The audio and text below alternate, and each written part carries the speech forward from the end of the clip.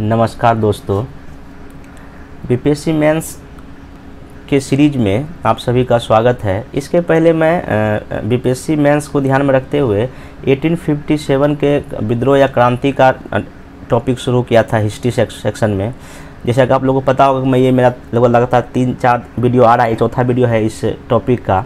तो 57 की क्रांति में हम लोग इसके पहले की वीडियो में इसका क्या कारण था, क्यों ये असफल हो गया, क्या इसका परिणाम था, क्या इसका प्रभाव था, क्या इसका इम्पोर्टेंस था इस क्रांति का, फिर बिहार में क्या भूमिका था, खासकर फिर वीर कुंवर सिंह की क्या भूमिका थी, ये सब सारे पॉइंट जो हम इसमें देख लिए हैं। जो भी अभी तक मेरा ये वीडियो नहीं देखे तो आप रिक्वेस्ट है कि जाइए प्लेलिस्ट में वहाँ बना हुआ है बीपीएससी मेंस हिस्ट्री बना हुआ है, आप उसको जाके देखिए और उसका देख के नोट्स बनाइए और देखिए कैसे मैं आखिर मेंस में आंसर राइटिंग किया जाए, उससे आपको बहुत हेल्प मिलेगा। और चूँकि ये जो मैं नोट्स बनाया मेरा खुद का बनाया नोट्स, ये इसी नोट्स को पढ़ के मैं हमेशा जीएस फर्स्ट पेपर में मेरा अच्छे मार्क्स आए हैं। मैं इसके पहले एक जो मैं अपना वीडियो बनाया था कि बीपीएससी मेंस का जो मैं कॉपी मंगाया था फर्स्ट पेपर का, उसमें मैं बताया था कैसे हमको 191 मार्क्स आया था, जो कि लगभग उस साल का हाईएस्ट मार्क्स था। तो ये मेरा वही नोट्स से मैं आप लोग को बता रहा हूँ और विश्वास कीजिए कि ये नोट्स जो है ये किसी बुक में नहीं होगा, किसी भी कोचिंग आपको मेटेरियल में ऐसा नहीं मिलेगा। ये पूरा एक नया इनोवेशन है हमारी तरफ से। इवन तक ये मेरा आप समझिए पिछले 4-5 साल का बीपीएससी का जो मैं पढ़ाई कर रहा हूँ या पिछले किया हूँ, जो भी किया हूँ, उसका ये मेरा निचोड़ है, एक्सपीरियंस है, कैसे आखिर एक बेहतर मेंस का नोट्स बनाया जाए और कैसे एक बेहतर कंटेंट तैयार किया जाए। इसके लिए मेरा ये मतलब कि जो ना समझिए नवाचार या इनोवेशन है, इस तरह का आपको कहीं नहीं मिलेगा।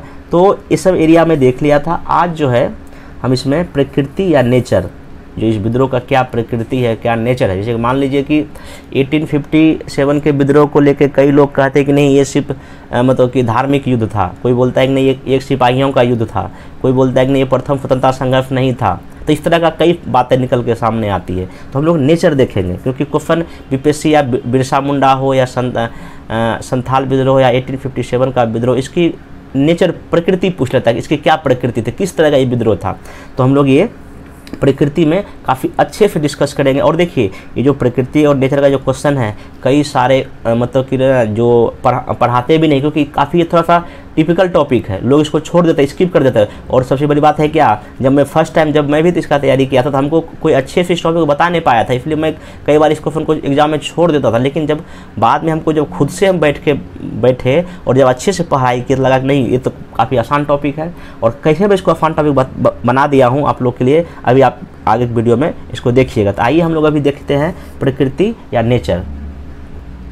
तो यहाँ लिख रहा होगा 57 की क्रांति का स्वरूप बोलिए या उसका नेचर बोलिए या उसकी प्रकृति बोलिए, ये सारा टर्म क्या है, एक ही है, स्वरूप। तो यहाँ देखिए ये क्वेश्चन पूरा एक क्वेश्चन बनेगा, एकदम पूरा लॉन्ग क्वेश्चन एक बनेगा, जो कि आपको पूरा आंसर लिखना पड़ेगा। तो मैं इसमें क्या किया हूँ, सबसे पहले इसका क्या भूमिका होना चाहिए, क्या इसमें अलग अलग विचार, अलग अलग जो हिस्टोरियन हैं या अलग अलग जो भी लोग उसका क्या विचार का शामिल क्या हो, और अंतिम रूप से हम इसका निष्कर्ष क्या करेंगे, लिखेंगे। क्योंकि देखिए इस क्रांति के स्वरूप क्या था नहीं था, इसको लेकर काफ़ी विवाद है, कई सारे इतिहासकार अलग अलग बातें बोलते हैं। तो मैं उस सारे स्टेटमेंट को इसमें शामिल करते हुए फिर हम एक अंतिम निष्कर्ष में पहुँचेंगे, आखिर ये विद्रोह था क्या, ठीक है ना।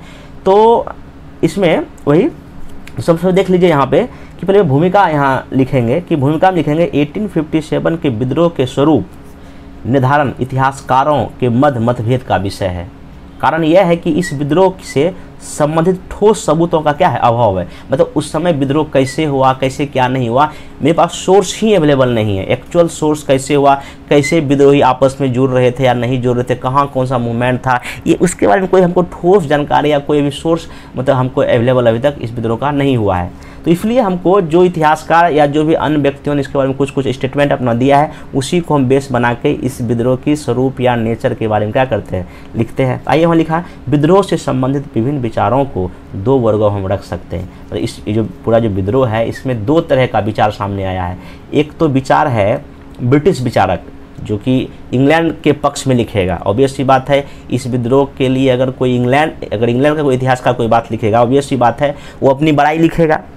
और वहीं वही लिखा ना ब्रिटिश विचारक, जिसमें अधिकांश विद्रोह को सीमित रूप से देखते हैं, उनको लगता है कि नहीं ये सैन्य विद्रोह था, ये छोटे लेवल का विद्रोह था, ये कौन बोलते हैं, ये ब्रिटिश विचारक बोलते हैं। और वहीं भारतीय विद्वान जिसमें अधिकांश इसे स्वतंत्रता संग्राम या अन्य रूप में क्या करते हैं, देखते हैं। एक बात मैं फिर बताना चाहूँगा, कई यहाँ स्टूडेंट जो हैं अभी नए होंगे, फ्रेशर होंगे, और उनको मेंस का आंसर राइटिंग समझ में नहीं आ रहा आखिर मेंस में कैसे लिखा जाए। लेकिन विश्वास कीजिए, आप अभी इसको पढ़िए, आपके लिए फर्स्ट टाइम है। मेंस थोड़ा सा लेवल, देखिए पीटी में सिर्फ आप फैक्ट हम लोग पढ़ते हैं, लेकिन ये थोड़ा सा मेंस है, यहाँ पे आपको नॉलेज के एकदम काफ़ी डेप्थ नॉलेज होना चाहिए। इसलिए जो नए हैं पेशेंस रखिएगा, जो मैं बता रहा हूँ उसको सीखिएगा कि कैसे आखिर हमको मेंस में आंसर राइटिंग करना, उबना नहीं है, इसको सीखना, और यही आपको लिखना पड़ेगा मेंस में। जब कहीं देखिए ऑब्वियसली बात, अगर आप बीपीएससी की तैयारी कर रहे हैं तो जब तक आप मेंस में अच्छा मार्क्स नहीं लगो तब मेंस तो क्वालिफाई तो बीपीएससी नहीं कर पाओगे। इसलिए जो नए बच्चे हैं उसके लिए मेरा सलाह सिर्फ यही है कि आप उसको वीडियो देखिए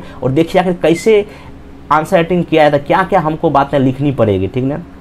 तो आगे आइए, अतः आवश्यक है कि विभिन्न विचारों का तार्किक मूल्यांकन कर किसी निष्कर्ष पर क्या किया जाए, पहुँचा। देखिए मैं यहाँ पे पहले ही इस बात को इस आंसर में बता दिया कि भाई देखिए कि क्या क्या इस प्रश्न को लेके प्रॉब्लम है, कि भाई पहली बात तो स्रोत का अभाव है, ठोस सबूत मेरे पास नहीं है, और इसमें दो भी अलग अलग विचारक, एक ब्रिटिश और एक भारतीय है। तो इसलिए हमको दोनों विचारों को अच्छे से जब तक हम नहीं मूल्यांकन कर लेंगे तब तक किसी एक निष्कर्ष पर पहुंचना काफ़ी मुश्किल है कि ये विद्रोह का स्वरूप कैसा था। आइए सबसे पहले हम ब्रिटिश विचारक का हम देख लेते हैं। ब्रिटिश विचारक में एक है जॉन लॉरेंस एंड सीले नाम का आदमी है। ये बोलता है, इनका मानना है कि यह केवल सैनिक विद्रोह था, क्योंकि इसमें ना तो कोई स्थानीय नेतृत्व था, ना ही जनसाधारण का समर्थन प्राप्त था। ये कौन? जॉन लॉरेंस और सीले, मतलब कि इस विद्रोह को वो सीमित रूप में देखने का प्रयास करते हैं, ठीक ना। वो ऑब्वियसली बात है, वो ब्रिटिश इतिहासकार है, वो क्यों हमारे बारे में बड़ाई लिखेगा, वो क्यों कहेगा कि नहीं ये पूरे देश के लोगों ने मिलकर किया, वो कभी लिखेगा ही नहीं। इसलिए यहाँ पे वो इस विद्रोह को सीमित रूप से देखने की कोशिश करते हैं और वो बोलते हैं कि ये सिर्फ सैनिक विद्रोह था और यह इसका कोई नेता नहीं था और इसमें कोई आम लोग भी शामिल नहीं हुआ था। ये कौन बोलता है? जॉन लॉरेंस और सीले बोलता है, इतिहासकार है, ठीक ना। तो लेकिन कई सारे, अब देखिए ये बात तो बोल तो रहा है, लेकिन अब इनके बात को हमको काटना है कि भाई नहीं आपका ये बात गलत है, ठीक ना। तो यहाँ पे लिखना है, लेकिन प्रमाण बताते हैं कि अवध व बिहार में आम जनता ने भाग लिया था। मुकदमा भी सैनिक और असैनिक दोनों पर चलाया गया। जो भी सबूत मिलता है उसमें पता चलता है कि जो एफआईआर दर्ज हुआ वो सैनिकों पर भी हुआ था और जो आम नागरिक हमारे देश के थे उस पर भी हुआ था। इसका मतलब कि कहीं ना कहीं सीले और लॉरेंस का बात तो गलत हो गया ना। तो ये आपको उनके बात को कटाक्ष करना, उसके बात को काट देना, बस ये पैराग्राफ हो गया। उसका देखिए एक और इतिहासकार का नाम है ऑट्रम और टेलर बोलता है, इसके अनुसार यह विद्रोह मुस्लिम हिंदू और मुस्लिम षड्यंत्र का परिणाम था। ये बोलता है कि नहीं भारत में न हिंदू मुस्लिम आपस में मिलके ब्रिटिश के खिलाफ लड़ रहा था, ऐसा बिल्कुल नहीं था। तो इनका भी मत स्वीकार नहीं है, क्योंकि हिंदू मुस्लिम एकता ही इस विद्रोह का क्या था? मिसाल था, तथा दोनों समुदाय मिलकर क्या किए? लड़ाई किए। आप देखिए बिहार में जो बहाबी आंदोलन के लोगों ने क्यों भाग लिया? अगर जो हिंदू मुस्लिम षड्यंत्र होता, ऑब्वियस सी बात है क्या कहते हैं, बहाबी लोग भाग नहीं लेते, या और भी जो जगह जैसे लखनऊ में जो बेगम हजरत महल थी वो भाग नहीं लेती। तो इसका मतलब जो ऑट्रम टेलर का जो कथन ये है, ये हिंदू मुस्लिमों का षड्यंत्र था, ऐसा बात नहीं था। यहाँ दोनों आपस में मिलकर क्या कर रहे थे? लड़ रहे थे हमारे देश के लिए। आप इसके बात को काट दीजिए। एक और है रिज महोदय, इसका कहना है इनके अनुसार यह ईसाइयों के विरुद्ध, मतलब कि क्रिश्चियन के विरुद्ध धर्मांधता, मतलब हम लोग को ये धर्म के लिए अंध बोलता है, धर्मांधों का युद्ध मानते हैं। मतलब ये बोलते हैं कि ये जो विद्रोह था ये कुछ नहीं था, बल्कि ईसाई के प्रति जो है ना इन हिंदू और मुस्लिमों का क्या था? एक युद्ध था। लेकिन ये भी बात बिल्कुल गलत है। क्यों? इनके भी मत से सहमत होना बहुत कठिन है, क्योंकि यह विद्रोह धर्म आधारित नहीं था। कहीं धर्म की तो हम लोग बात ही नहीं किए थे इस युद्ध में, तथा अंग्रेज़ों की जीत ईसाइयत की जीत भी नहीं था। अगर बताइए, अगर ये विद्रोह जो हुआ, क्या इस विद्रोह में जो अंग्रेज जो जीता क्या ईसाई धर्म का जीत था? नहीं था, वो तो सिर्फ ईस्ट इंडिया कंपनी की जीत थी। तो और रिच का ये कहना कि नहीं ये ईसाइयों के विरुद्ध एक युद्ध था, ये भी इनका बात बिल्कुल क्या है? गलत है। तो आप हर एक स्टेटमेंट लिख को तुरंत उनके बातों को कटाक्ष कर दीजिए, उनके बात को झुठला दीजिए, आपका आंसर बैलेंस हो जाएगा, ठीक ना। अगला एक होम्स महोदय क्या बोलते हैं, इसे सभ्यता और बर्बरता के बीच संघर्ष मानते हैं। मतलब कि ये होम्स एक लेवल और आगे बढ़ गए। ये बोलते हैं क्या? सब किसको बोल रहे हैं? अपने ईस्ट इंडिया कंपनी या ब्रिटिश को सब बोल रहे हैं, और हम लोग को क्या बोल रहे हैं? बर्बर जाति का लोग बोल रहे हैं। वो कह रहा है कि ये तो युद्ध सब और बर्बरता के बीच था। ये भी बात बिल्कुल गलत है। इनका भी मत संकीर्ण व्याख्या करता है, क्योंकि दोनों पक्षों ने ही बर्बरता का क्या दिया था? परिचय दिया था। ध्यान से देखें तो अंग्रेजों ने बहुत ही ज़्यादा ही बर्बर स्वरूप यहाँ दिखाया था। मैं आपको एक स्टेटमेंट बताया था, एक उसमें लिखा था कि इलाहाबाद या आसपास का ऐसा ही शायद ऐसा कोई वृक्ष था जहाँ पे भारतीयों को जो फांसी ना दिया गया था। क्या ये ब्रिटिश सरकार की बर्बरता नहीं थी? तो आप इनके बात को भी क्या कर सकते हैं, जुटला सकते थे आप। ये हो गया ब्रिटिश विचारक का जो स्टेटमेंट था वो भी लिख दिए और उनका आप कटाक्ष भी कर दिए, उनके बातों का आप मानने से क्या कर दिए, इनकार भी कर दिए, आपका बैलेंस हो गया। और अंतिम एक आदमी ये डिजरेली है, ये डिजरेली जो वहाँ पे ब्रिटिश संसद में एक मेंबर ऑफ पार्लियामेंट था, तो उस समय ये बोलता है कि इसे प्रथम स्वतंत्रता संघर्ष मानते हैं, साथ ही सुनियोजित राष्ट्रीय विद्रोह भी। मतलब अगर ब्रिटिश है तो यही है, डिजरेली महोदय हैं जो ये कहते हैं नहीं ये प्रथम स्वतंत्रता संघर्ष वो मानते हैं, ठीक ना। बाकी सब लोग तो इसको काफ़ी संकीर्ण व्याख्या करते हैं, तो आप इतना लिख सकते हैं, ठीक ना। अब आइए भारतीय विचारक के बारे में, ठीक ना। भारतीय विचारक के बारे में आपको क्या लिखना है, इसमें एक AB चौधरी करके हैं भारतीय इतिहासकार, वो कहते हैं कि ये सैनिक और असैनिक दोनों था। खाली हम यहाँ पे क्या करेंगे, जितने भी भारतीय विचारक उनका स्टेटमेंट लिखेंगे, फिर इसको बाद में व्याख्या करेंगे। AB चौधरी क्या बोलते हैं, सैनिक और असैनिक दोनों विद्रोह था। सावरकर, वीडी सावरकर, ये कहते हैं कि भारत का प्रथम स्वतंत्रता क्या था, संग्राम था, ठीक है। ऑब्वियस इनके बात को हम लोग कटाक्ष नहीं करेंगे, सिंपल लिख देंगे भारत का प्रथम स्वतंत्रता क्या था, संग्राम था। एक अशोक मेहता वो बोलते हैं क्या, 1857 का विद्रोह राष्ट्रीय विद्रोह था, ये बोलते हैं। जवाहरलाल नेहरू क्या बोलते हैं, ये सामंती विद्रोह इसको बोलते हैं। क्यों बोलते हैं, क्योंकि इसमें जमींदार लोग भाग लिए थे या देशी रियासत कुछ लोग भाग लिए थे, इसलिए सामंती विद्रोह संज्ञा देते हैं। कौन, जवाहरलाल नेहरू। और एक मार्क्सवादी जो इतिहासकार जो होते हैं, जो कि मार्क्सवादी विचारों को लेकर चलता है, वो कहते हैं कि किसानों और मजदूरों का विद्रोह। तो ऑब्वियस सी बात है, जो मार्क्सवादी विचारधारा होता है ना, वो हमेशा किसान और मजदूर की बात करता है, इसलिए वो उनको लगता है कि नहीं ये विद्रोह भी ना कहीं ना किसानों और मजदूरों ने किया था, ठीक ना। तो ये जो है ना कुछ विचार है। तो अब यहाँ पे जो भी विचार है, इन सब विचारों में दो आधुनिक इतिहासकारों ने समस्त उपलब्ध स्रोतों का विस्तृत अध्ययन करके निम्न मत दिया। देखिए ये तो खैर है ही, लेकिन दो आदमी का आपको यहाँ ज़्यादा जिक्र करना पड़ेगा। एक उसमें एसएन सेन, ये जो है ना 1857 के विद्रोह के सरकारी इतिहासकार थे। इसको सरकार ने कहा था कि आप इस विद्रोह का इतिहास लिखिए। तो एसएन सेन ने कहा था स्वतंत्रता संग्राम तो था, लेकिन यह राष्ट्रीय स्तर का नहीं था। आज़ादी की लड़ाई तो था, लेकिन इसमें पूरे देश के लोगों ने भाग नहीं लिया। देखिए महात्मा गांधी का जो असहयोग आंदोलन होता है, सविनय अवज्ञा होता है, भारत छोड़ो आंदोलन होता है, वो राष्ट्रीय विद्रोह था। उसमें हमारे देश के हर एक एरिया से लोग लड़े, लेकिन इस विद्रोह में हर एक एरिया से तो लोग नहीं लड़े, सिर्फ नॉर्थ भारत के लोग लड़े। इसलिए इनका कहना होता है कि ये स्वतंत्रता संग्राम तो था, बट ये नेशनल लेवल का मूवमेंट नहीं था। इन्होंने 57 का सरकारी इतिहासकाल लिखा है, जिसका नाम है 1857, जिसका प्रकाशन 1957 में क्या हुआ था आज़ादी के बाद। ये सरकारी इतिहासकार हैं। अब देखिए डॉक्टर जो फनियाद सेन का, उनका हम थोड़ा सा और वर्णन करेंगे। डॉक्टर सेन का विश्वास है कि यह स्वतंत्रता संग्राम ही था। उनका तर्क है कि विश्व की कोई भी क्रांति की शुरुआत छोटे वर्ग या समूह द्वारा ही होती है, जिसमें जनता का समर्थन होता भी है और नहीं भी होता है। देखिए आप जब वर्ल्ड हिस्ट्री कभी पढ़े होंगे तो वहाँ पे एक 1789 में एक फ्रांस की क्रांति होती है। फ्रांस की क्रांति क्यों होती, क्योंकि वहाँ जो लुई 16 जो राजा था वो काफ़ी निरंकुश शासन करता था वहाँ पे। तो वहाँ के जो थर्ड स्टेट के लोग थे, वो भी थर्ड स्टेट बहुत कम लोगों ने मिलकर जो उस विद्रोह को क्या किया था, शुरू किया था। फ्रांस की क्रांति की शुरुआत जो थर्ड स्टेट के लोगों ने किया था, और बाकी जो फर्स्ट और सेकेंड स्टेट के लोग थे उस क्रांति में भाग नहीं लिए थे। तो फनियाद सर यहाँ एक आर्गूमेंट देते हैं कि दुनिया का कोई भी क्रांति हो, कोई भी विद्रोह हो, तो उसमें सारे देश के लोग भाग नहीं लेते हैं, ठीक है। वही यहाँ आगे लिखते हुए कि अमेरिकी या फ्रांस की क्रांति में भी यही हुआ, जिसमें विद्रोह एक छोटे वर्ग ने शुरू किया। तो वही बात यहाँ पे यहाँ भी हमारे देश में जो ये विद्रोह शुरू हुआ, कहीं ना कहीं सैनिकों ने किया। तो पूरे दुनिया में विद्रोह का यही ढर्रा रहा है कि विद्रोह की शुरुआत किसी छोटे वर्ग करते हैं और बाद में और लोग इसमें क्या आकर जुड़ जाते हैं, जिसमें विद्रोह का वही है 1857 का विद्रोह सैनिकों ने किया, बाद में किसान, मजदूर, राजा आदि शामिल हुआ। इन सभी का उद्देश्य भारत से ब्रिटिश सत्ता की मुक्ति ही था। इसका नियम स्वतंत्रता संघर्ष था। ये कौन बोलते हैं, एसएन सेन बोलते हैं, ठीक ना। तो आप ये अगर बात अमेरिका और फ्रांस का थोड़ा सा यहाँ एग्जाम्पल दीजिएगा, आपका आंसर में क्या हो जाएगा, अच्छा हो जाएगा, ठीक ना। डॉक्टर सेन यह भी मानते हैं कि यह राष्ट्रीय नहीं था। ये मानने को तैयार है, स्वतंत्रता संघर्ष था, बट नेशनल लेवल का नहीं था। इस पक्ष वो क्या तर्क देते हैं, वो कहते हैं तर्क देते हुए कि 1850 का भारत एक राष्ट्र नहीं था। जैसे आज देखिए हम लोग, इंडिया एक नेशन है, एक देश है। हम लोग अगर हमारे देश पर कोई भी विपत्ता आती है तो हम लोग सब देशवासी उठ खड़े होते हैं। लेकिन उस समय राष्ट्र नाम का कोई संकल्पना उसमें देश में नहीं था। अगर राष्ट्र नाम का संकल्पना होता तो क्या आपको लगता है कि जब प्लासी का जब युद्ध या बक्सर का युद्ध में जब अंग्रेज जब बंगाल को हरा रहा था तो क्या और भी जो देसी रियासत या अन्य क्षेत्रों के लोग सिर्फ मुँह देखते? वो भी आखिर कहीं ना कहीं बंगाल को अपना मान के लड़ाई करते, लेकिन ऐसा तो नहीं हुआ। हमारे देश के लोग आपस में क्या हुए थे? बटे हुए थे। बंगाल अलग था, पंजाब अलग था, मराठा अलग था और टीपू सुल्तान अलग था। मतलब ये समझिए कि उस समय सिंपल सा मैं लॉजिक देना चाहूँगा आप लोगों के सामने कि पूरे भारत को ब्रिटिश कैसे जीता? बंगाल पहले, फिर मैसूर, अलग अलग राजाओं को यहाँ हराया। इसका मतलब क्या है? इंडिया एक राष्ट्र था ही नहीं। अगर एक राष्ट्र होता, किसी एक राजा को हरा के पूरे देश पे कब्जा कर, ऐसा तो था नहीं वहाँ पे। इसका मतलब ये कि इंडिया उसमें नेशन नहीं था। ये कौन बोलते हैं? एस एन सेन तर्क देते हैं। 1857 के विद्रोह में बंगालियों, पंजाबियों, महाराष्ट्रियों और मद्रासियों ने कभी भी यह अनुभव ही नहीं किया कि वह एक ही राष्ट्र के क्या हैं? मेंबर हैं।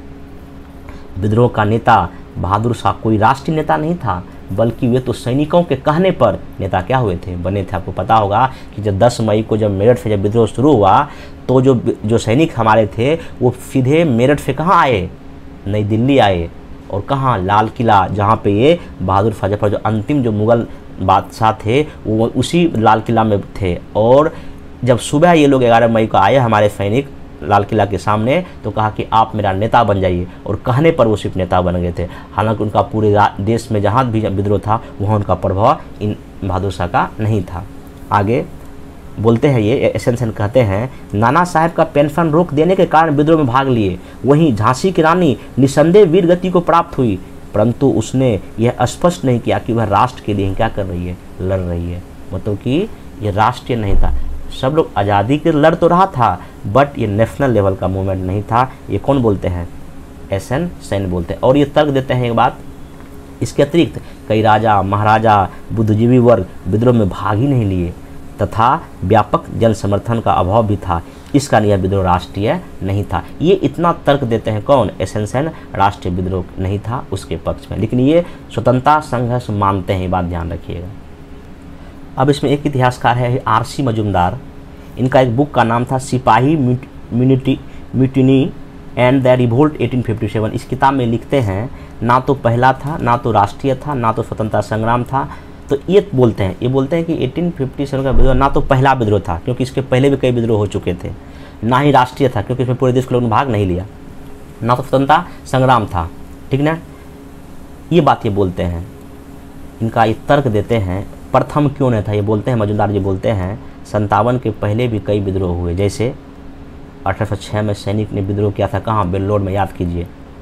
1855 में संथाल विद्रोह हो चुका था, एक मतलब पहला नहीं था। ठीक है ना? राष्ट्रीय, इसका विस्तार क्षेत्र बहुत ही सीमित था। ये बोलते हैं कि ये सिर्फ उत्तर भारत में फैला हुआ था, पूरे इंडिया में विद्रोह नहीं फैला था, इसलिए ये राष्ट्रीय विद्रोह नहीं था। ये तर्क देते हैं कौन? आर.सी. मजूमदार। और ना ही स्वतंत्रता संग्राम था। ये कहते हैं इस विद्रोह में शामिल होने वाले सभी भारतीय अपने अलग अलग उद्देश्य से क्या कर रहे थे? लड़ रहे थे। जैसे कि अभी जो मैं आपको एस एन सेन के बारे में जो तर्क दिया वही बात यहाँ आपको लिख सकते हैं और दोबारा लिख सकते हैं कि स्वतंत्रता संग्राम इसलिए नहीं था क्योंकि यहाँ सारे चाहे नाना साहब हो या झांसी की रानी हो या और भी कोई लोग जो यहाँ कहीं ना कहीं सब लोग अपने अपने पर्पस से क्या कर रहे थे? लड़ रहे थे, इसलिए स्वतंत्रता संग्राम नहीं था। ये कौन? ये आर.सी. मजूमदार अपना तर्क क्या करते हैं? देते हैं। तो अब देखिए हमने क्या किया, सारे जितने भी इतिहासकार था सबका हमने मेन लॉजिक क्या कर लिया? देख लिया। अब अपने को एक निष्कर्ष पर जाना है। क्या जाना है? निष्कर्ष पर, और समीक्षा करना के लिए क्या था। देखिए अब यहाँ देखिए हम इसको, यही मेन पॉइंट है। आगे देखिए लिखेंगे, इस प्रकार हम देखते हैं कि 57 के विद्रोह के स्वरूप विश्लेषण में ना सिर्फ ब्रिटिश एवं भारतीय इतिहासकारों बल्कि स्वयं भारतीय विद्वानों के बीच भी मतभेद है। कोई कुछ बोलते हैं तो कोई कुछ बोलते हैं। इसका मूल कारण है कि स्रोतों या सोर्स की सीमित उपलब्धता एवं उसकी संदेहास्पद स्थिति। मतलब सोर्स जो है ना एग्जैक्ट हमको पता नहीं है। फिर भी निष्कर्ष के तौर पर इतना अवश्य कहा जा सकता है कि 1857 का विद्रोह ब्रिटिश उपनिवेशवाद व उसके द्वारा किए गए आर्थिक, राजनीतिक, धार्मिक, प्रशासनिक शोषण का परिणाम था। इस कारण हम इसमें सभी वर्गों ने भागीदारी की, वास्तव में यह स्वतंत्रता संघर्ष का भ्रूणावस्था मतलब कि बीजारोपण था, साथ ही राष्ट्रवाद की आरंभिक अभिव्यक्ति जिसका परिणाम क्या था, व्यापक था। आगे लिखिए, भले ही यह विद्रोह सैनिकों ने शुरू की परंतु शीघ्र ही किसान, मजदूर, राजा, महाराजा शामिल हो गए। इन विद्रोहियों के बीच अंतर संबंध भी था, मतलब आपस में लोग जुड़ इंटरकनेक्टेड थे। सभी विद्रोही एक शत्रु के खिलाफ गहरे असंतोष के भाव से प्रेरित थे, मतलब कि यहाँ शत्रु कौन है, ब्रिटिश, उसी से लोग प्रेरित थे। इस विद्रोह के दौरान हिंदुओं और मुसलमानों में अभूतपूर्व एकता देखी गई तथा इसके प्रतीक के रूप में मुगल बादशाह को क्या किया गया, कहीं ना कहीं अगर लाल किले के सामने आके अगर बहादुर शाह जफर को अगर ये लोग नेता चुन रहे, इसका मतलब कहीं ना कहीं अभी भी जो है ना ये विद्रोह जो है ना एक कहीं ना कहीं नेशनल लेवल का बन जाता है, ठीक ना। इस विद्रोह का प्रसार पूरे उत्तर और मध्य भारत में हुआ। एक अनुमान के मुताबिक सिर्फ अवध में 1 से 2 लाख नागरिकों ने क्या लिया, भाग लिया तथा शीघ्र ही ब्रिटिश शासन के सामने एक चुनौती पेश लोग कर दिया। अंग्रेजों ने अंत में दमन का सहारा लिया। अंग्रेजों को एक एक गांव को क्या करना पड़ा, जीतना पड़ा। ये मूवमेंट इतना व्यापक था, कहा जाता है कि अवध के एक एक गांव को जीतना पड़ा था अंग्रेजों को, ठीक ना। अतः 57 का विद्रोह हमारे लिए प्रेरणा स्रोत है, साथ ही भारतीय इतिहासकार के निर्णायक क्या है, मोड़ है। तो आप इस तरह से आप एक पॉजिटिव पक्ष में लिखते हुए कि ठीक है विद्रोह छोटे लेवल शुरू हुआ, सबके विचारों को शामिल करते हुए आप एक अपना एक संतुलित निष्कर्ष लिखेंगे कि हाँ ठीक है विद्रोह जो भी था, लेकिन ये कहीं ना कहीं ब्रिटिश जो साम्राज्यवाद के प्रति जो 100 वर्षों का शोषण का नीति था उसी के विरोध में उठ खड़ा होने वाला ये इंडिया का एक व्यापक विद्रोह था, जिसका उद्देश्य कहीं ना कहीं ब्रिटिश साम्राज्य को जड़ से उखाड़ कर फेंकना था। और आप इसमें थोड़ा जोड़ दीजिए कि अभी जिस तरह से हम लोग अमृत महोत्सव मना रहे हैं आज़ादी के, उसमें भी अभी जितने भी हमारी जो सरकार है कहीं ना कहीं 1857 के जितने भी नेता थे, स्वतंत्रता सेनानी थे, उनका हम लोग गुणगान कर रहे हैं। हम कहीं ना कहीं इस बात को बताने के काबिल हो गए कि नहीं ये पहला ही जो है राष्ट्रीय विद्रोह था। तो आप इस तरह से एक नेशनलिस्ट की भावना से आंसर को लिखिएगा तो आपको आंसर में क्या मिलेगा, ज़्यादा मिलेगा। हाँ, लेकिन अगर जितना भी मैं आपको इसमें स्टेटमेंट बोला, जिन्होंने क्या क्या बोला है, अगर आप वो सारे स्टेटमेंट अगर लिख दीजिएगा तो इतना इसमें नंबर मिलेगा कि मत पूछिए, ठीक ना। तो इसलिए थोड़ा सा इसको इस वीडियो को पॉज करके इसका मेरा नोट्स बना लीजिएगा, ठीक ना। अब बाकी इसमें क्वेश्चन आंसर का जो ना प्रैक्टिस भी अपने को क्या है करना है। तो इस प्रकार जो है ना ये जो 1857 का जो मैं विद्रोह या क्रांति का जो टॉपिक शुरू किया था जीएस हिस्ट्री में, वो लगभग अब पूरा हो गया। क्योंकि अगर आप प्रीवियस ईयर क्वेश्चन पेपर देखिएगा तो लगभग वो मैं सारे क्वेश्चन डिस्कस कर दिया जितना भी आया है। और यही टॉपिक भी आप देखिए, आपको मैं फर्स्ट जब वीडियो में बताया था वहाँ बताया था कि जो क्वेश्चन यहाँ पूछा है प्रीवियस ईयर में, देखिए पहला क्वेश्चन यही था कि इस निष्कर्ष का निवारण कठिन है कि 57 का तथाकथित प्रथम राष्ट्रीय संग्राम ना तो प्रथम है, ना राष्ट्रीय है, ना ही स्वतंत्रता संग्राम है, समीक्षा करें। आपको भी बताइए ये आरपी मजुमदार का क्या है, लाइन है। तो आपको यही बात सब में कि ना ही प्रथम राष्ट्रीय था, तो वही लिखिए इसमें क्या कि राष्ट्रीय इसलिए नहीं था क्योंकि इसका प्रसार पूरे देश में नहीं था, सिर्फ उत्तर और मध्य भारत में था, ये बात लिख दीजिए। दूसरा क्या लिखिए कि ना ही स्वतंत्रता संग्राम था क्योंकि सब लोग अपने अलग अलग उद्देश्य से क्या कर रहे थे, लड़ रहे थे। और ना ही प्रथम था। प्रथम क्यों नहीं था, क्योंकि इसके पहले भी 1806 में बेल्लौर का विद्रोह या संथाल विद्रोह या और छोटे छोटे कई विद्रोह हो चुके थे। इतना लिखने के बाद तब आप ये लिखिए कि हाँ ये बात सही है, ये ऐसा नहीं था, लेकिन फिर भी इस विद्रोह का जो क्षेत्र या कारण काफ़ी व्यापक था, परिणाम भी काफ़ी क्या था, व्यापक था। इस तरह से निष्कर्ष करके आप इस आंसर क्या कर सकते हैं, लिख सकते हैं। फिर देखिए, फिर 1857 के विद्रोह में वीर कुंवर की भूमिका मैं अच्छे से बता दिया हूँ। फिर बिहार के विद्रोह में क्या कारण था ये बता दिया था, बिहार में क्यों असफल भी बता दिया था। 57 की क्रांति में वीर कुंवर सिंह का क्या योगदान था मैं काफ़ी अच्छे से बता दिया था। बिहार के विशेष संदर्भ में क्रांति का क्या इंपॉर्टेंस था ये बता दिया था।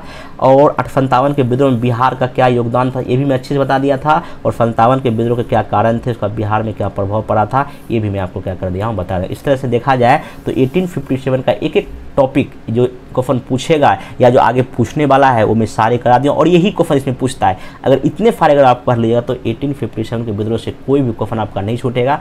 अब हम लोग ये पूरे टॉपिक और पढ़ लिए हैं, अब हम लोग आएंगे आंसर राइटिंग की ओर। हम आपको जो है एक छोटा सा वीडियो बना के 2 क्वेश्चन डाल देंगे। 2 क्वेश्चन में से आप जो है ना कोई एक क्वेश्चन जो है लिख के जो है ना हम उसमें व्हाट्सअप नंबर या कोई जो टेलीग्राम चैनल बनाएंगे उसमें आपको डाल देना, क्योंकि देखिए राइटिंग स्किल का ग्रुप हम एक अलग बना देंगे, जिनको लिखना होगा वही उसमें शामिल होंगे।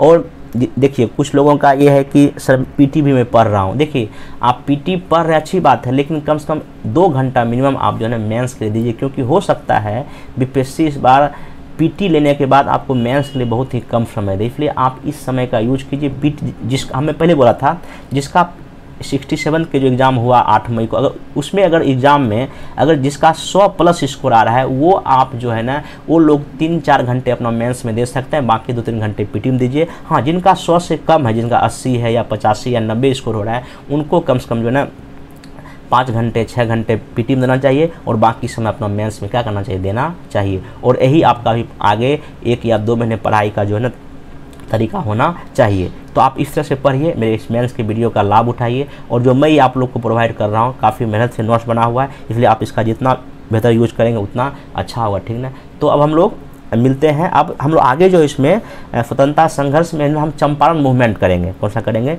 चंपारण आंदोलन करेंगे, वो भी क्वेश्चन काफ़ी इंपॉर्टेंट है, वो करेंगे। फिर ऐसे करके हर एक जो सेगमेंट है धीरे धीरे करके हम सब इसमें क्या करेंगे, ख़त्म करेंगे। और मेरा टारगेट ये होगा कि आने वाले 2-3 महीने में पूरा आपका जो जीएस फर्स्ट और जीएस सेकंड पेपर का मेंस का ना हर एक में टॉपिक कवर कर दूंगा। और विश्वास रखिए, मेरा पूरा लेक्चर देखने के बाद आपको किसी भी तरह का कोई बुक्स या कुछ पढ़ने की ज़रूरत नहीं। हाँ, ये बात अलग है, मैं बुक्स खरीदने आप लोग को बोला हूँ, ये तो देखिए बुक्स मैं इसलिए खरीदने बोलता हूँ कि आप कम से कम बुक को रीडिंग कीजिए। देखिए बीपीएससी मेंस में नॉलेज चाहिए, तो आपको नॉलेज कहाँ से मिलेगा, आपको बुक से भी नॉलेज मिलेगा, ठीक है। तो बुक का कोई ना वो नहीं है, विकल्प नहीं, इसलिए आप बुक्स भी पढ़िए, और सबसे बड़ी बात है आप मेरा नोट्स पढ़िए। और मैं इसका पीडीएफ जो है ना डाल दूंगा, हालांकि मैं कल का पीडीएफ नहीं बना पाया, कल का पीडीएफ नहीं डाल पाया हूँ। आज जो दोनों वीडियो का पीडीएफ आपके टेलीग्राम चैनल में चला जाएगा। जो भी लोग टेलीग्राम से नहीं जुड़े हैं, रिक्वेस्ट है कि आप उस टेलीग्राम में जुड़ जाइए और वहाँ से पीडीएफ डाउनलोड कर लीजिए इसी का, ठीक ना। चलिए, तो हम मिलते हैं नेक्स्ट वीडियो में। Thank you.